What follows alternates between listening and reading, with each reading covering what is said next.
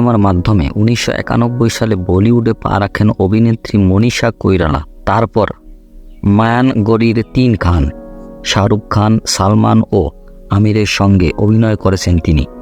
সম্প্রতি একটি সাক্ষাৎকারে 3 জনকে নিয়ে মন্তব্য করেছেন মনীষা। দিল সে গুন্ডো সিনেমাতে শাহরুখের বিপরীতে অভিনয় করেন মনীষা। সিনেমার সালমানের সঙ্গে ছিলেন তিনি। অন্যদিকে একেলে হাম একেলা তু ও মন সিনেমায় আমিরের সঙ্গে কাজ করেছেন মনীষা। শাহরুখকে নিয়ে প্রশ্ন করা হলে মনীষা বলেন, আমার মতে শাহরুখ সব থেকে বড় তারকা এবং চিরকাল সেটাই থাকবে। ও খুব অন্যরকম। কাজ করতে গিয়েও দেখেছি তারকা হওয়া সত্ত্বেও ও মাটিতে বসে চা খায়।